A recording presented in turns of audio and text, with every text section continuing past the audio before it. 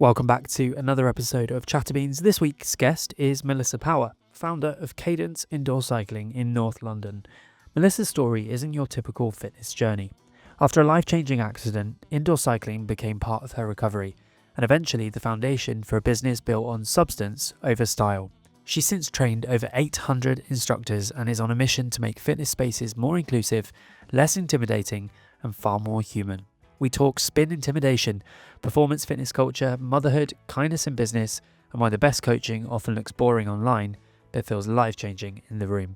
Grab a coffee, get comfortable. This is a really good one.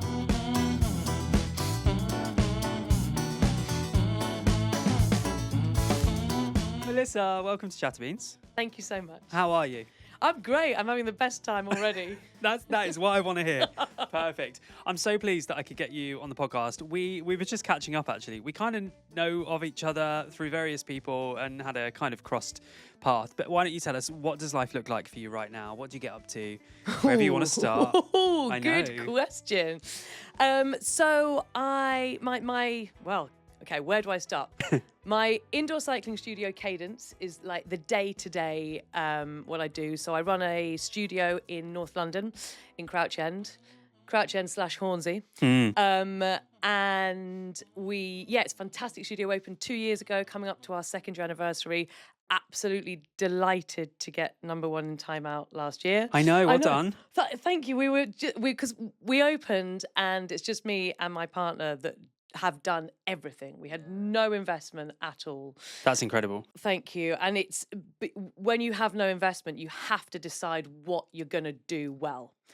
And we decided that we would do our classes really, really well. Yeah. So we don't even have changing rooms. We're in a basement, and upstairs is a PT studio. Oh, nice. So there's like a big disabled toilet, but we don't have the flashy, showers. But it's local. So we thought people can go home and have a shower. Exactly. So what we do really, really well, we've made the space look amazing. I mean, my partner literally built everything. Did he? And the day that we decided to open the studio, we found out I was pregnant. So and you're not allowed to be like in enclosed spaces with paint fumes. Yeah, that's probably Which not is very niche. I was like, I'll be fine. And he was like, you will not. No. So we've just focused on substance over style. And I think there's a lot of places at the moment which are sort of focusing on the other way. Yeah. But the style's great. Style is great. You should have both. Yes. And if you're going to focus on one, I think the substance should be heavier than the style. Yeah. Because really incredible changing rooms are fantastic. But if you're going into a class that is not a good experience, then you could have just gone to a nice spa. Exactly. Yeah. That's my hot take. So, Cadence day to day. And then I also run my academy training people who want to become indoor cycling instructors. We have certified 800 people now. 800? I know. It's incredible. That's amazing. Every 6 weeks. It's brilliant. And it's people that don't have any background in fitness. Okay. That we always find make the best instructors, because it's that love. Like, well, you came from TV, I came from a TV background. And it's when you really love something and you think, hang on a minute, I'd prefer to do this than my day job. Yeah. That's the type of people. So I've got people who were in PR, marketing, cabin crew, and they still do that, but they teach it as a little side hustle. Yeah. And it's those people that go, actually, I don't want to do the day job anymore, and eventually quit. Yeah.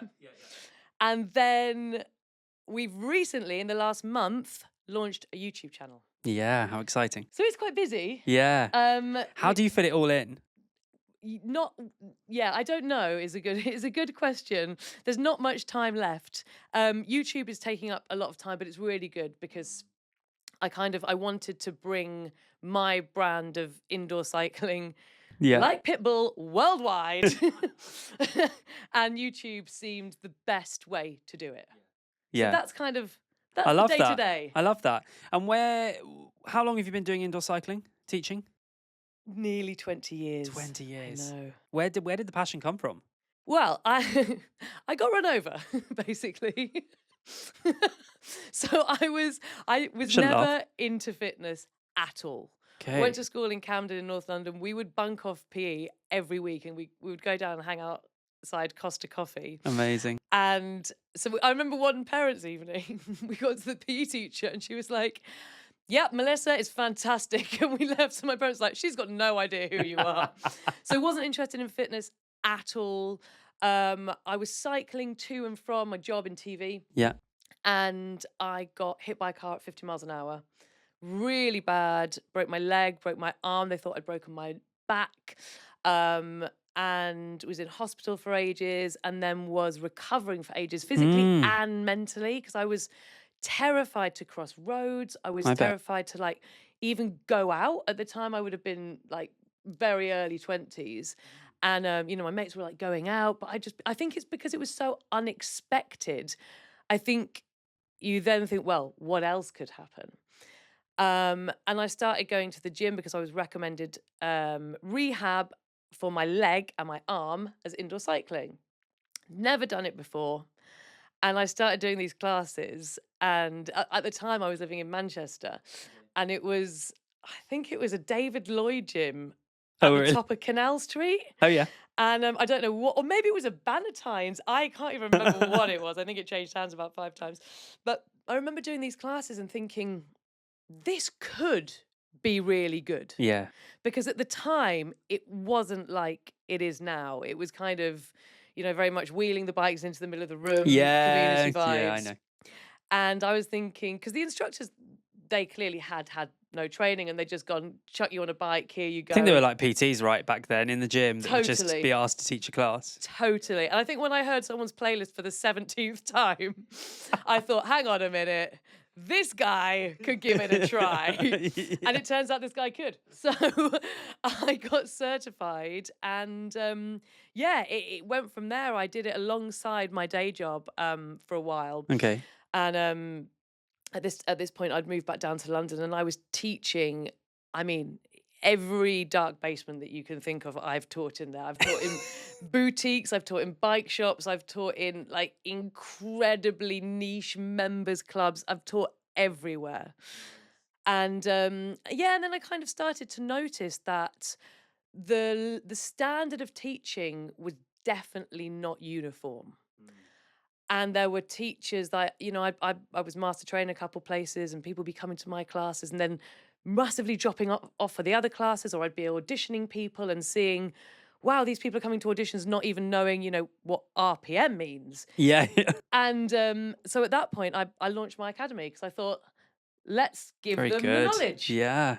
So yeah, that's a kind of whistle-stop tour. And now 800 people. Yeah. And you don't just do it in the UK, right? You've been doing some stuff. We went to Dubai last year and did one out there. And there's an online course, which we have people do from all over. But weirdly, people fly in from all over the world. The last course we had, there was a guy who was like, he came in, he went, well, I think I'll be the furthest one away here. I've come from Peterborough. I went, oh, have you, mate? Have you, mate? And my partner who runs it with me, he was like, oh, well, you might find there's a couple of people further afield. He was like, don't think so. And some girl was like, hi, I came in from Kuala Lumpur last night. So people seem to like coming to London. And also, I think I could be very niche and talk about indoor cycling for 5 hours, which I won't. But there's different rules and regulations around the world. And some places you need a certification and some places you don't. Interesting. So it's working out where is best to go and sort of train people or consult, and where's best to go for the certification. So yeah. Amazing. I love that. Talking about the accident, going back to that, how was it? Like, you said it was quite difficult getting back to life, I suppose, crossing the road, things like that. Did it impact you for a long time? Yeah, ages. And I think, well, still now, I don't cycle downhill. Quite embarrassingly, I don't really get back on my road bike that much. Okay. I tried about 3 or 4 years ago, tried to go cycling in the Lake District because I used to love it.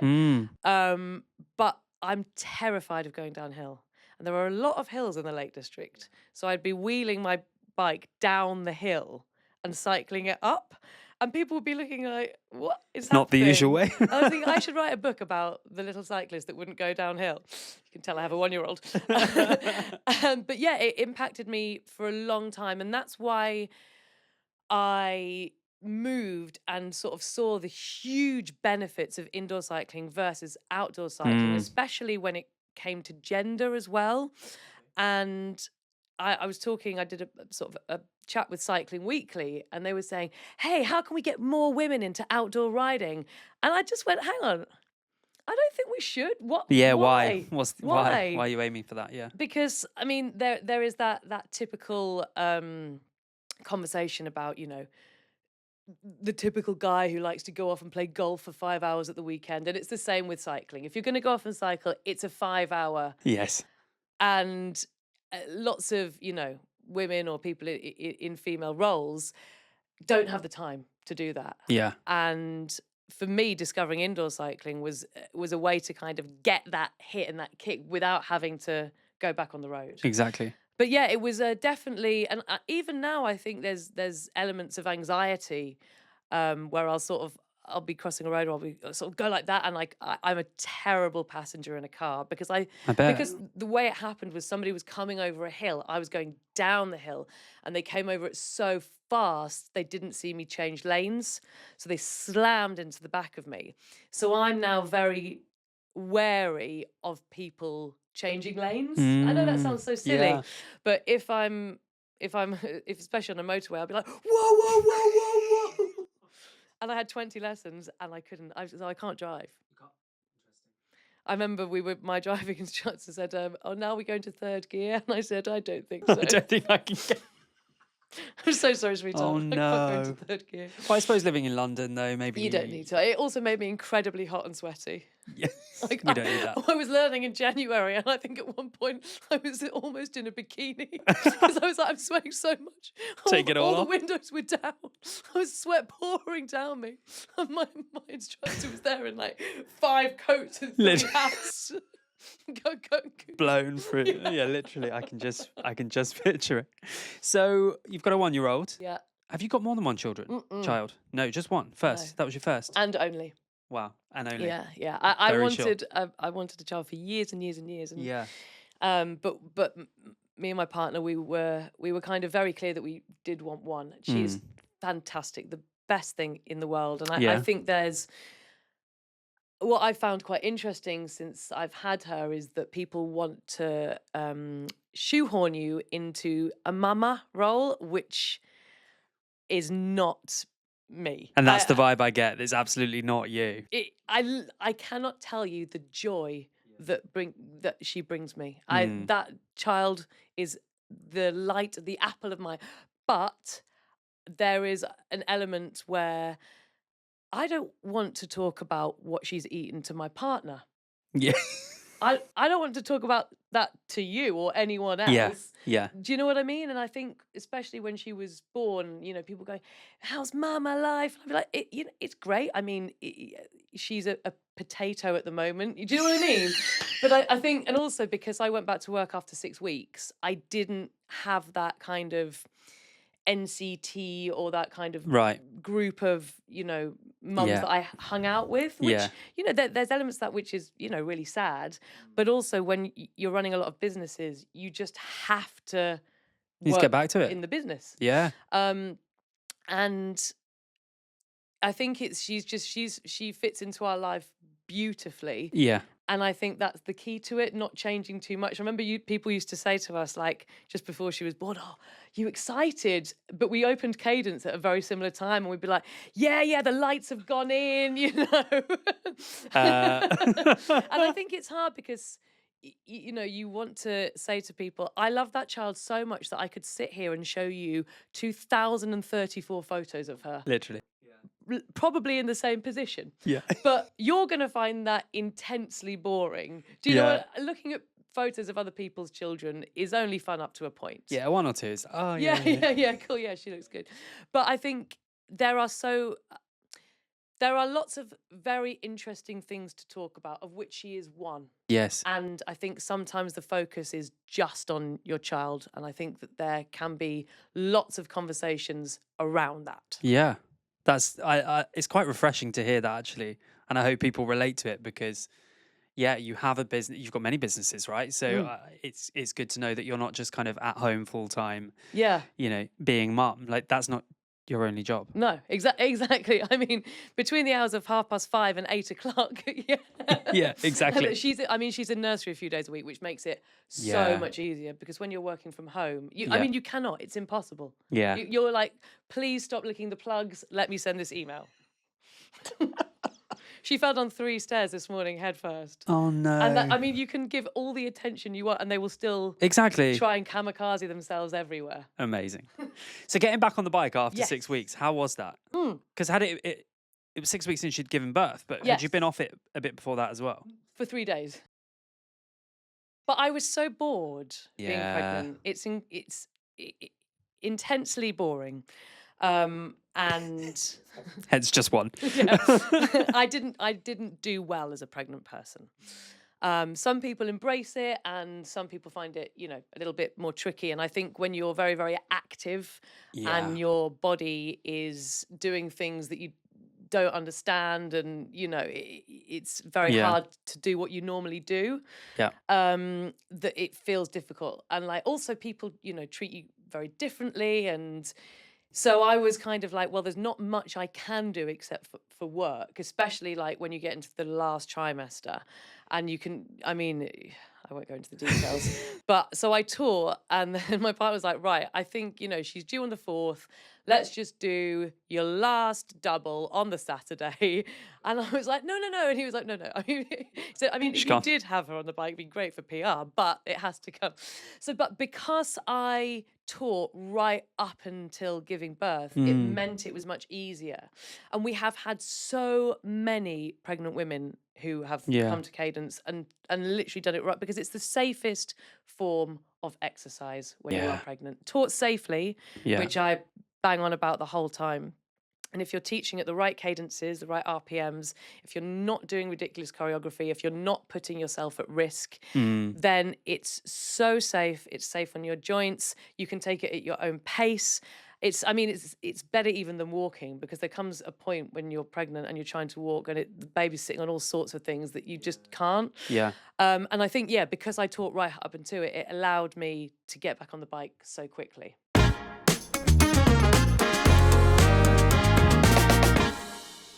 So thinking about business, where do you want to take it in the future? What's the big plan? Well, ideally, I think YouTube is the focus at the moment. Yeah. I really want to make something of YouTube because there isn't much else out there when it comes to indoor cycling. And the things that are out there on YouTube are hugely unsafe. Okay, interesting. So the way that they've been programmed, very, very unsafe riding, very unsafe cadences, very unsafe positioning. The programming going straight in, all out effort, not warming up. There's so many red flags. And everything else is behind a paywall. And we are doing a class every single week for free, forever.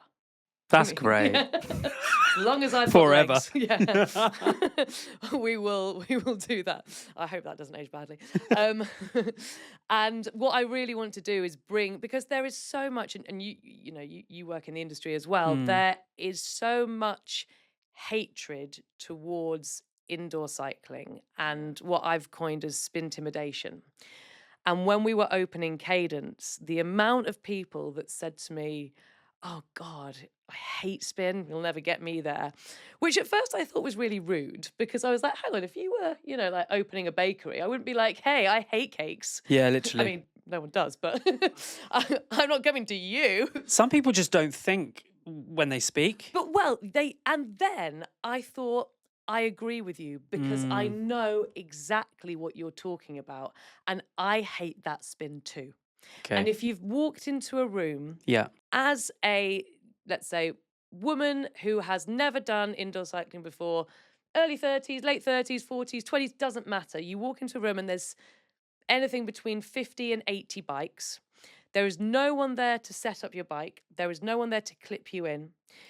There is no screen quite often, so you have no idea Yeah. what's going on. The instructor then gets up on this stage, this podium, and performs. Yeah. So can you keep up? No. Is there any adaptation to you not being able to keep up? No. The pregnant person next to you, they've got no idea. Mike from accounts on the back row. And I think what's happened is people have gone, hang on a minute.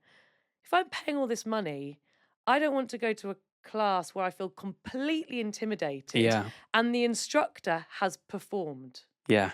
So what I have been desperately doing for the last 8 years with the academy and now with Cadence is bringing indoor cycling back to it being a group exercise class. And everyone's set up. You look at who's in the room, and if you're doing choreography and 3 people can't do it, well, you don't want them leaving feeling terribly embarrassed. So you just make the choreography simpler. You adapt it for whoever is in the class.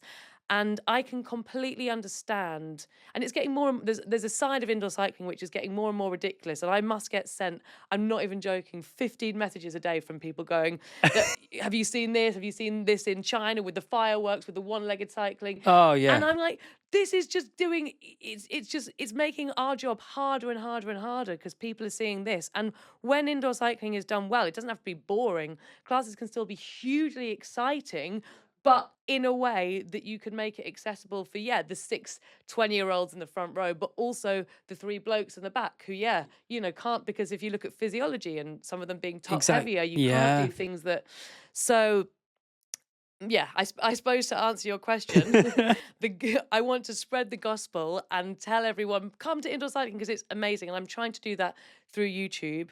Also, if anybody would like to give me millions of pounds, I'd like to open more cadences. Would you? Yeah, I would love to. In London or? Yeah, I think so, yeah. I'd like to open another one in London. And then I'd love to open them abroad. Because we have seen that my method works so well. Yeah. And we've seen, just from the kind of reviews alone and what Women's Health has said and what Time Out have said, but it's very, very hard when it's 2 of you with no investment to kind of keep banging that drum. It's really hard when you're running a business with 2 of you doing everything, from even like fixing something that's broken to try and come up with a new marketing campaign and there's stuff that I just don't know about. Yeah. And you have to learn everything and you have to do everything. So it would be brilliant to have some investment, have a bigger team and open another one. But I still wouldn't have that many bikes because I still want it to be a class where everybody feels like the instructor can see and help them. That's the balance, isn't it? Because I often see people look in the door and you're probably almost certain they've definitely booked onto the class, but they're not going to come in. Oh, it's so sad. And then you see some of those shows and I'm like, they've probably looked. The front few rows are full straight away and they feel like it's going to be a certain way. And yeah, it is sad. I'm like, just come in, have a go. And that's one of my things, making sure that I queue properly and like, give alternatives. Like if you can't get to that speed or you can't stand up, fine, don't stress. But some people feel like, oh God, I'm never going to be able to do it. And exactly. yeah. It's empathy. What you're talking about is empathy. Yes. And that is what so many teachers are lacking. And I think when people walk through the door, there's often an element of them seeing very rude and standoffish. And I think I in the past sort of maybe thought in my younger days, if they're going to be rude, maybe they don't want to be. And now I've realised in my old age that actually people are so nervous and they're so embarrassed and they don't know what to do. And I just say, hey, come in, listen, I'm going to put you on the bike. What I want you to do for this first class is absolutely nothing. And once you give someone the permission, and I say to people, we don't expect anyone to stand up until their 3rd class. And then people go, oh, phew, right, you've taken the pressure off. I say, I've got a great playlist, shares in there, don't worry about it, just sit back and enjoy. And you give people the permission, but you've hit your finger on it because it's cliquey. Yes. And people are... And I think until you create a community, which is, welcoming and probably a little bit smaller, it does have that element of cliquiness. And I think, something like CrossFit, yes, it has its faults, but it's very community based. Yeah. Which is why it has become accessible to everyone from, 18 to 80. Totally. Yeah. I think my key thing is that I don't it's nice to see the people that I see time and time again and get on really well with. But if I have new faces, I'll make an effort more to chat to them, because you don't want the instructor all pally with the people at the front and then Exactly. they're not set up properly.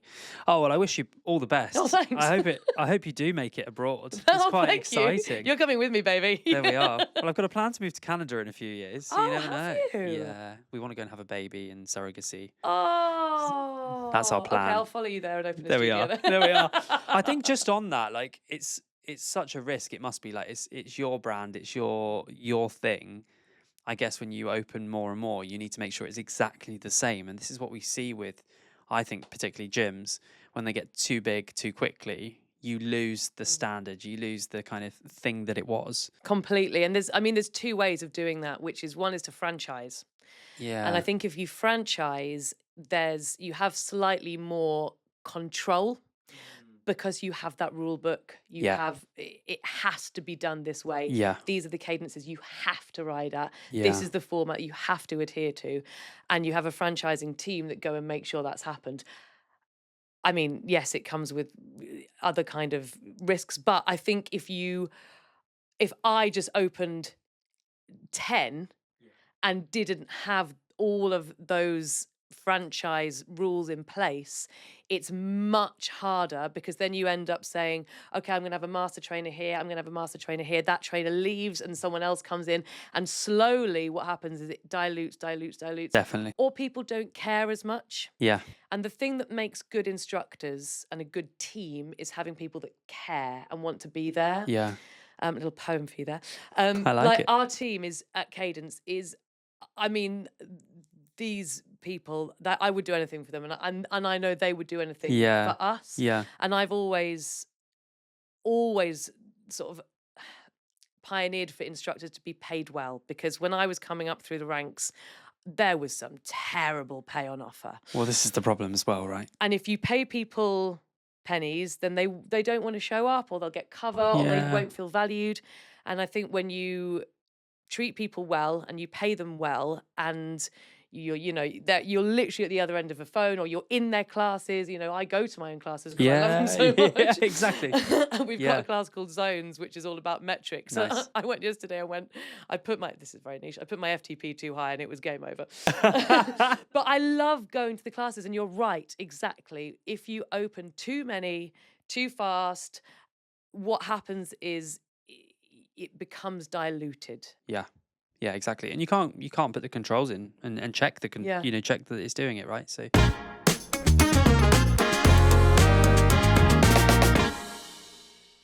outside of cycling, what else do you get up to? Do you have time for anything? No, I don't, because so it makes me sound incredibly boring. But I think the beauty of running your own businesses is that you're not in a 9 to 5. Yes. So I can come and do a podcast at 3:00 on a Friday afternoon. Do you know what I mean? Exactly. And also, if I was off, I can, go to the park on a Tuesday afternoon. Yeah. But one thing that I have been really affected by after having a baby is the getting up early. Now, I am not a morning person, and I have never been a morning person. I remember teaching at 6:30 back in the day when I was doing the teaching and then going to work in TV. Yeah. I was teaching at Third Space, actually, in Soho. Then I was going to work on Catchphrase. Then I was coming back, and I think I was teaching in a different gym somewhere. But I had to push myself to do it. And I thought, when I opened my own place, I was like, I don't need to do the earlies. I just don't function. It's fine. Lunchtimes, I think, are my peak. That's where I love it. I mean, earlies, it's like you're hungry all day and you're knackered by 2. Some people love them. We have a teacher and she cannot get enough early mornings. Yeah, I can't do them. But but getting up with the baby, I mean, she wakes up between 5:30 and 6. So by 8:30, 9 o'clock, I am knackered. Yeah. I couldn't even watch the first episode of The Traitors. I have now, don't worry. Good. I haven't watched the second. I'm a day behind because I have to go to bed. So I think, this sounds really boring, but my kind of hobbies were training. Like going and I used to do CrossFit and I've got back into it now. Nice. And just reading with a gin and tonic. Yeah. And I think that it will come back. And I think this is the thing that when you have a baby, a lot of people have that year of, well, having a baby and opening a business at the same time, have that year of kind of feeling very trapped and thinking, oh my goodness, I'm not going out, I'm not socializing. And you just have to think it will come back. Yeah. So It at can't be the easy moment, though. no, I mean, but I think your focus changes. And I sound like such a cliche, but your focus does slightly change. Like, Yeah. I don't, because the things that I'm excited about now seem to happen earlier on in the day, Yeah. that going out, yeah, I mean, I probably would like to go out a little bit more than I do, but I'm not kind of getting to the weekend going like, yeah, let's go and have loads of drinks. Yeah. Exactly. So I think at the moment, it's just getting by week, and like, Yeah. I had my friend's birthday party this weekend, which I was excited about for 5 weeks. Love that. But yeah, I think the focus definitely does change. I suppose you're in different chapters, right? This is just it for the next Completely. few years, probably until she gets a bit older and your business Completely. is like, But when you're in the thick of it, it Yeah. feels like it will never end. yeah. But it does, and I Yeah. think I've got much better at thinking, you know what, with a baby and with a business, things change every single week. Mm. And you can be in the best week ever and thinking, wow, we're gonna have 11 locations this time in 2 months. And then the week after, the toilet breaks and you spend all night trying to find like where something else is broken. And you're Yeah. like, oh my goodness, I haven't even done any of the other jobs. And I think the kind of best advice, which I've taken from my partner, is just that you just have to think this is it for this week. Yeah. And it will completely change. And it's the same with the baby. When she was little, we'd be like, oh my God, we've nailed it. She slept for 4 hours, write down everything that happened. And you're like, there's no point. It will all change again in a week. So. Amazing.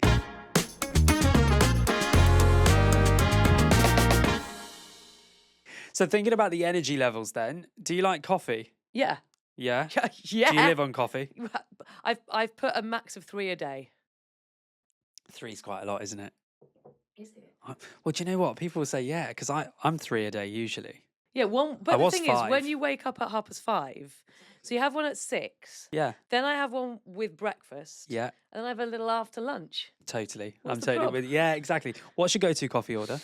Oh God, I'm so North London. Go on. It's an oat milk flat I white. knew it was going to be that. Or an espresso. Really? Yeah. Or a what's the espresso one in I went to Italy to do some filming, and oh my goodness, the word has failed me. The small espresso with some milk. Cortado? No. Yes, yeah. Is yeah, it a cortado? Yeah, yeah. I've And seen them I coming up crawled now. back home and I was like, I've discovered a cortado. I'm literally, there's this coffee shop near here that I've just discovered because my local one closed down. And literally dare them. the amount of people that are like, what's a cortado? I'm like, oh God, here we go. The rise of the cortado. But oat milk is like the most popular thing on this podcast. Is it? I can't My stand baby it. only drinks oat milk. It's bankrupting me. I bet. Jesus. Wow. Well, good for you. If you could have that oat milk flat white, who would you have it with? Anyone, dead or alive, celebrity, non-celeb? Have you got someone that Okay. you'd love to sit down for coffee with? Apart from me. Do you know what? I'm going to say Claudia Winkleman. Oh my yes. Because she has, and I think I think you've got a similar vibe Do actually. you- Apart from the this look. is the best compliment I've ever had in my life. Honestly. She has this what you see on Strictly and on the Traitors and everything that she does is managed chaos. And Yes. things that seem chaotic but are so controlled is so hard to do. And she has that empathy, but that self-deprecating humor. But she makes people instantly at ease. But Yeah. you also don't know what she's going to say. You don't know what she's going to say. Literally, the first and second episode of The Traitors. It will all be done by the time this goes out. But oh my God, keep it current. she is fantastic. And I think it's actually probably a harder job for her right now. She probably knows a lot of these celebs very well, yeah. but she's trying to do her job. It would almost be like, I can kind of relate to it. It's like when a cycle instructor comes to my class. Yeah. There's almost this judgment that's not really there, but there's this kind of worry, I suppose. She must be Totally. feeling that. Like with these Totally. celebs around the. But I hear that she is the nicest woman. Yeah. And I think when you work in TV and, rumors get around about what it's like to work with people, and they Yeah. generally are true. Yes. And I have heard only good things. So I think if she fancies it. There we are. We're going to put this clip right out there. Oh! Going to reel this up. Claudia Winkleman. We actually went to see her at the Royal Albert Hall. She was doing a Traitors Live as part Oh, of yes, I heard about it. a part of the proms. It was incredible. Oh. And it was like all the music from the Traitors with an orchestra. So it was, I heard fantastic things she was about so it. good. She was so good. You can come for the coffee as well. Exactly.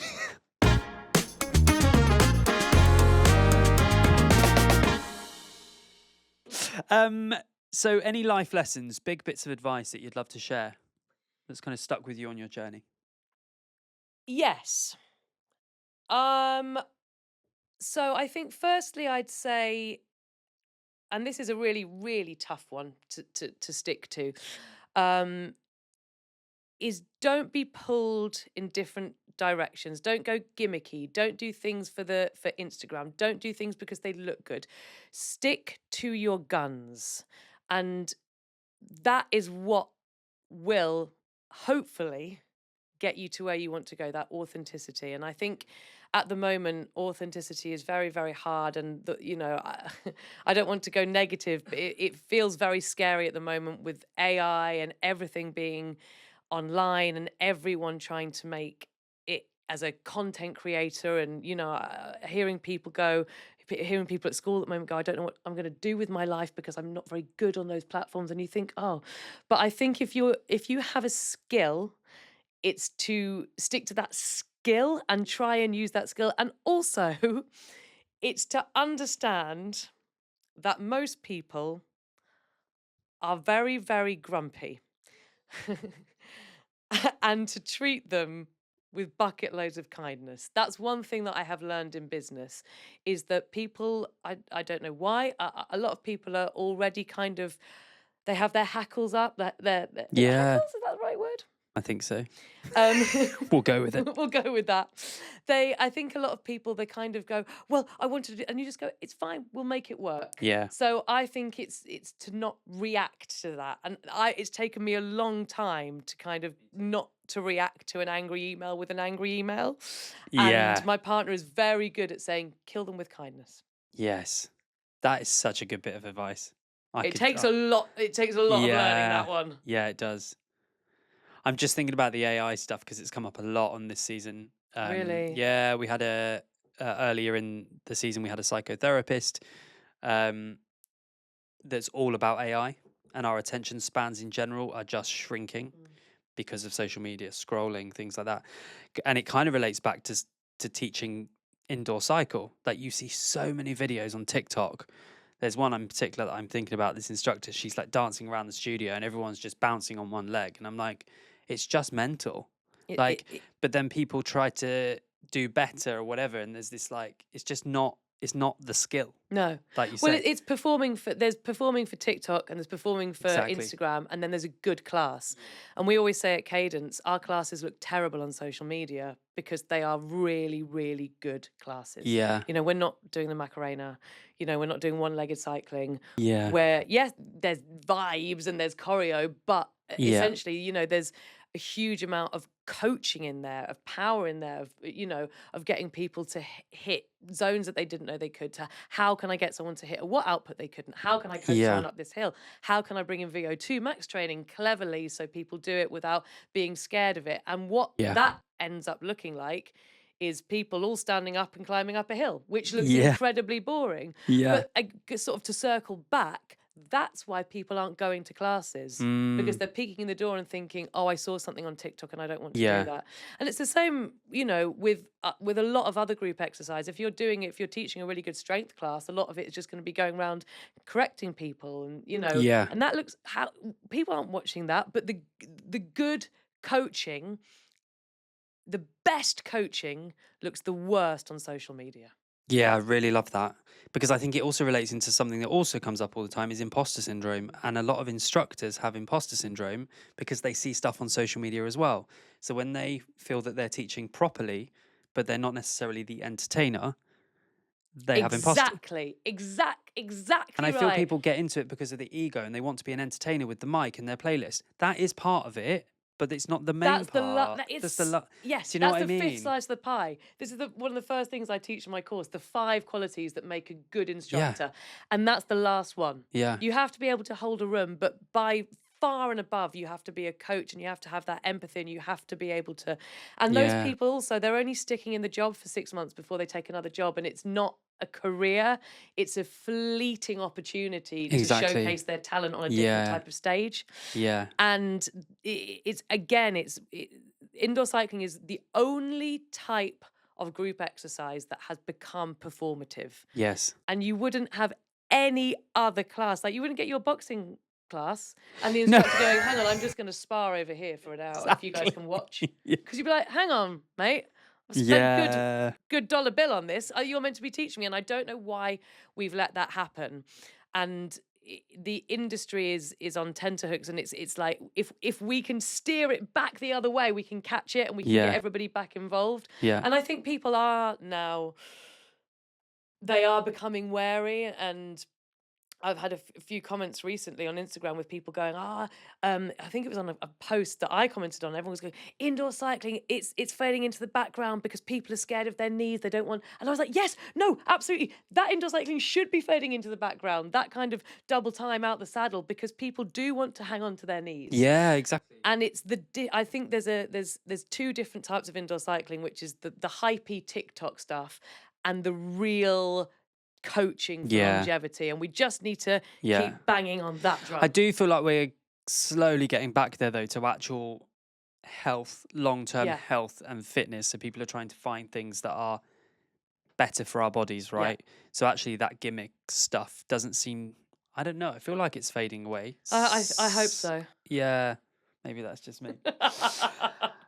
Final main question before we go into quickfire. When do you feel most like yourself?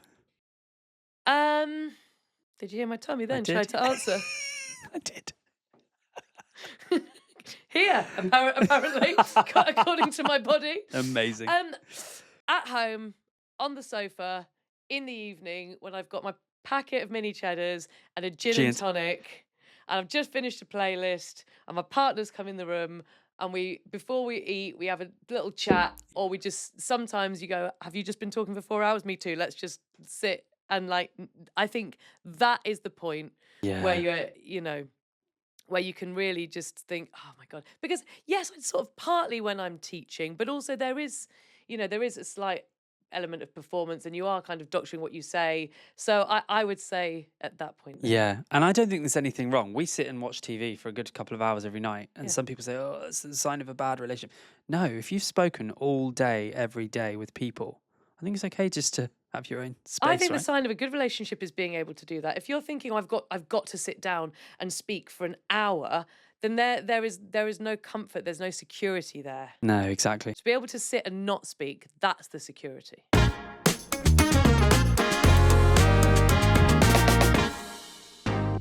Right, are you ready? Quick fire round. Yes, we go straight into it. Okay, I'm ready. First thing you do in the morning.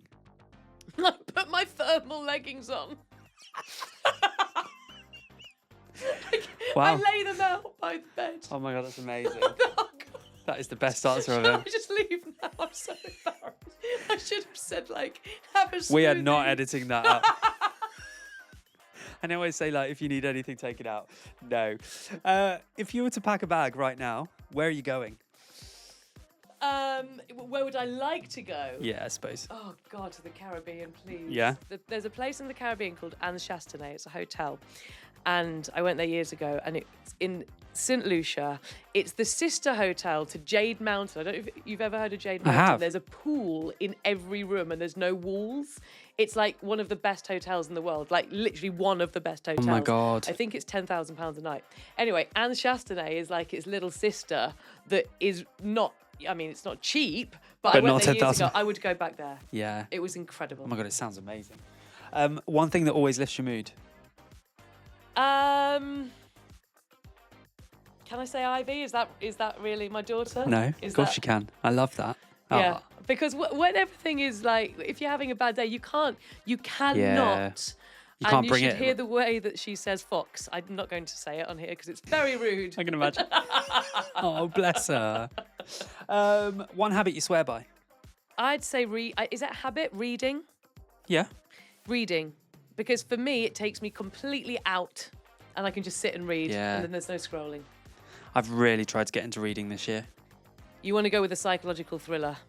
Yeah, I will give you the best book. Okay. I'll give you it now. It's called The Last Passenger. The Last Passenger. Yeah. Oh my goodness. The twist. If I could read that 10 times more, having never had it read Really? it, I would. Yeah. Okay. Fantastic. I'm going to look at that. A pleasure you'll never give up. Gin and tonic and a packet of mini cheddars. Kind of want to try that tonight. Oh, any crisp of your choice. Mini cheddars, though. Sounds Okay. great. Favourite way to spend your day off? You don't really get many at the moment, do you? Favourite way to spend my day off? It would probably be going to some sort of exercise class. Yeah. Probably seeing my mates, having some drinks. Yeah. Food. Nice. It's so boring, but I think No. that would be. Nothing... Sometimes people, I think we have this thought, don't we? Like, it needs to be extravagant or like, actually, it's just the basics. Yeah. Seeing some I mates, could having say some roller good food. disco, but, Oh my God. but I mean, I would like to. Shall we go? My husband was in Starlight Express. No. He was, yeah. He finished in June, so he did a year of that on roller skates. No He's got some way. horror I stories. did not think that was that question was. Yes. So I did roller disco years ago in Wembley. I don't know if you know it. There's this like, you just go round and round. I was like, how did you do that for a year, 8 shows a week? God. How did he? I mean, Did he get really dizzy? It was just horrible. Like, I shouldn't say that, it's still on. But he hurt his knee and it was like physio all the time. It's it's an God. intense. Like Soul Cycle. Yeah. One risk that you're glad you took? Opening Cadence. Yeah, I bet it's a risk, right? Yeah. Money, time. Yeah. Yeah. But it's worked out so far? Yeah. I mean, business is tough. Yeah. It is tough, you know. And if it were easy, everybody would open their own spin studio. Yeah. I thought about it before, but It's a big risk. It's much. Unless you have a team, it's a lot more work than you ever thought it would be. really. But teaching for yourself and, you know, making this team and nurturing this team and having the classes the way that you want them and setting the rules and having this community and, you know, getting people to put their phones away before class and it being so lovely is one thing that I never had in any studio in 20 years of teaching until I opened Cadence. Yeah, it's amazing. If you could time travel, would you go forwards or backwards? Oh, God, definitely not forwards. Can you imagine? I mean, it's bad enough already with AI. I know. I would definitely go backwards. I think I would. When would you go just to? go back to the 90s. Would you? Yeah, I was born in the late 80s, and there was a time. I wish I'd been a bit older in the 90s. Yeah. Because I think there were no phones, there was no social media. Like, I was just at the time where you'd go home and you'd call your mate on a house phone. Oh, yeah. Yeah, so I had like the Nokia, so I was the early kind of, and it was so it wasn't stress-free. I'm sure there were other So stresses. different. But it was so different, and I feel so sorry for kids now. I know. Who go home from school and the school day has not ended because it all continues on Snapchat and, you know, TikTok and everything. And it was just such a kind of, you know, there was enough going on where medicine was getting better and technology was getting better, but there wasn't this intense rush. You've got to be seen. You've got to do this. And I think more than ever at the moment, and it's not just you, people have been saying, even the last few months, it seemed like this kind of heavy weight of it becoming more and more and more, and people are suffering from it so much. So I'll put a positive spin to go back to the 90s. 90s, love that. And the I was music. born in... And the music. Songs were longer than 1 minute 58 seconds. Yes, they were. Finally, a small amount of joy that you've experienced recently. Do you know, this sounds really silly, but doing this has been the best, probably about 5 hours now. It's felt about 5 minutes. This has been such a lovely end to the week. Like it's been a you know, stressful few weeks with everyone being ill and funny story. My partner got food poisoning on Monday night. Right, just out the blue. Obviously, had a packet of chicken. Fridge Raiders or something like that, just like a quick protein, and it hit him so instantly. I left for work and I was like, "You're gonna be okay. You look a bit grey," and and he was like, "Not sure," and projectile vomited in the garden. Had to hand the baby over the fence to the neighbours. so he could run inside with the baby's legs dangling in the air and go, she'll be fine, she'll be fine. We do know the neighbours. So it's been quite a stressful week. So this has been the best end to it. So thank you so much. Oh, you're so welcome. Thank you so much for coming on ChatterBeans. It's been a joy to chat to you about your journey, about Cadence. But where can people connect with you? Find out what you do and how to get in touch? You can come to my website, melissapower.co.uk, or if you want to come to Cadence, cadenceindoorcycling.co.uk. If you want to do any of my classes for free, take me to the gym. If there's a bike in the gym, come to my YouTube channel, which is MPowered Indoor Cycling. I'll give you the proper. We'll tag you in all of it. Business and Instagram at m.powered. I mainly talk about crisps. Do you? Can't wait. Melissa, thank you so much. Thank you. Thanks so much for listening to today's episode. I really hope you enjoyed it. And if you did, why not hit that 5-star wherever you get your podcasts and hit the subscribe button so you're the first to know when the brand new episodes are released. We've also got more content over on YouTube, TikTok and Instagram at chatter.beans. Until next time, keep chatting, keep sipping, and I'll see you soon.